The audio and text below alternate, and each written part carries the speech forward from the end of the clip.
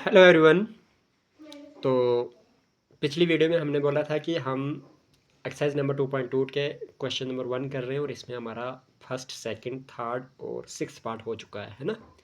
अभी हम बात करेंगे फोर्थ और फिफ्थ पार्ट की, है ना, जो मोस्ट इंपॉर्टेंट है। ओके, इसमें हम जीरोज़ निकालने हैं हमने क्वाड्रेटिक पॉलिनोमियल के, और रिलेशनशिप जो है जीरोज़ और कोएफिशिएंट्स के बीच में उसको वेरीफाई करना है। ठीक है, तो पहला पार्ट, फोर्थ पार्ट है आपके पास 4u² + 8u। ठीक है, ध्यान देना, आपके पास जो यहाँ पे सम है वो है 8u और प्रोडक्ट जो है वो आपको क्या ही बोलूँ मैं, प्रोडक्ट तो आपके पास बिकॉज लास्ट टर्म तो है नहीं, है ना।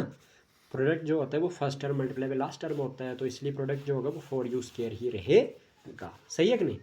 तो अब आपके पास क्या करोगे, 4u² + 8u जो है उसको सोल्यूशन जब आप लिखोगे तो इसको ax² + bx + c की फॉर्म में लिखोगे, तो c को क्या मेंशन कर दोगे, +0। क्या कर दोगे, +0 कर दोगे, +0 कर दोगे। इधर 1s प्लेस में लिखना है 0 और 10s प्लेस में लिखना है 2, तब जाके होगा। ठीक है, इधर नहीं लिखना है, इधर करना है। ठीक है, आई समझ। इधर से दूसरी लाइन जो इधर से लिखनी शुरू करनी, उल्टी तरफ से। ओके बेटा, चलो जाओ दोबारा करो। तो क्या हो जाएगा आपके पास, हाँ 3 + 3 तो 0 +, हाँ वो ऐसे। चलिए, तो क्या हो जाएगा आपके पास, जब आप 4u² + 8u + 0 करते हो तो यहाँ पे आप देखते हो कि आपके पास 4u इंटू में u करते हो तो 4u² बन जाएगा, प्लस में आपको 8u चाहिए तो आपके पास क्या हो जाएगा, 8u बन जाएगा। वेरी गुड आफ्टरनून, बैठ जाओ प्लीज़।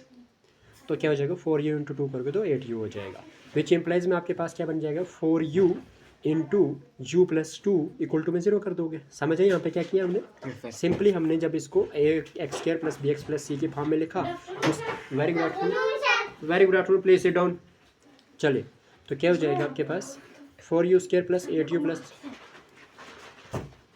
तो जब हमने ax² + bx + c के बराबर इसको कर दिया तो आपके पास यहाँ पे इसको देखा हमने कि इसको जब ब्रेक डाउन करने की कोशिश करी तो हमारे पास लास्ट टर्म तो थी नहीं इधर, इसलिए जो प्रोडक्ट है वो 4u² के बराबर होना चाहिए और जो आपके पास सामने वो किसके बराबर होना चाहिए, 8u के बराबर।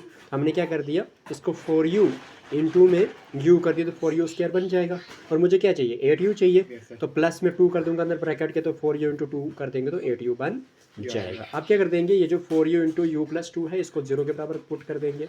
अब 4u = में 0 अलग से हो जाएगा और u + 2 जो है ब्रैकेट के अंदर वो भी अलग से 0 के बराबर हो जाएगा।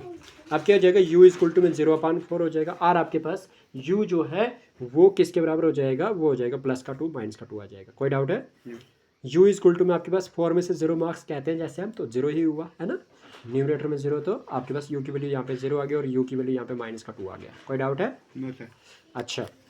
Therefore the zeros are 0 and -2, है ना। तो वेरिफिकेशन में सम ऑफ जीरोज करोगे तो क्या हो जाएगा आपके पास, वो हो जाएगा 0 प्लस दूसरा 0 क्या है, -2 का, तो आपके पास प्लस माइनस माइनस हो जाएगा, 0 -2 आ जाएगा और आपके पास -2 आ जाएगा, सम ऑफ जीरोज। कोई डाउट है, तो फार्मूला क्या होता है, minus of coefficient of x अपान में कोएफिशिएंट ऑफ x²।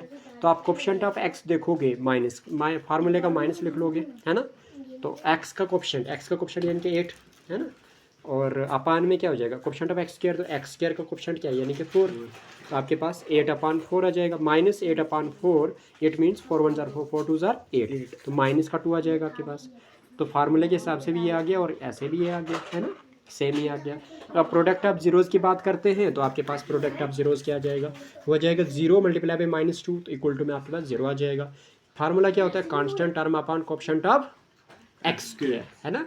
तो कांस्टेंट टर्म क्या थी आपके पास, यहाँ कुछ नहीं थी तो हमने खुद का 0 पुट करा था, इसलिए कांस्टेंट टर्म की जगह 0 लिखोगे। अपान में कोएफिशिएंट ऑफ x², तो x² का कोएफिशिएंट क्या है जी, 4 है, तो आप क्या लिखोगे, 4 लिखोगे, तो 4 में से 0 मार्क्स मीन 0 हो गया। तो जब आपके पास ये सेम आ रहा है, सब कुछ वैल्यू सेम आ रही है, इट्स मीन्स आपका जो रिलेशन जो आपने वेरीफाई करना था वो वेरीफाई हो गया है ना जी, कर लिया है। कोई डाउट है, तो अगली वीडियो में हम डिस्कस करते हैं अगले क्वेश्चन की, कि इसी वीडियो में करें, सक्षम का मानते हैं आज का, बताओ इसी में करें कि अगली में, सर अगली में, ओके जी, अगली में करते हैं। चलिए बाय गाइस, अगली वीडियो मिलते हैं इस क्वेश्चन को लेके, t² - 15 को लेके, ठीक है, जो मोस्ट इंपॉर्टेंट क्वेश्चन है आपका, ठीक है, चलिए जी।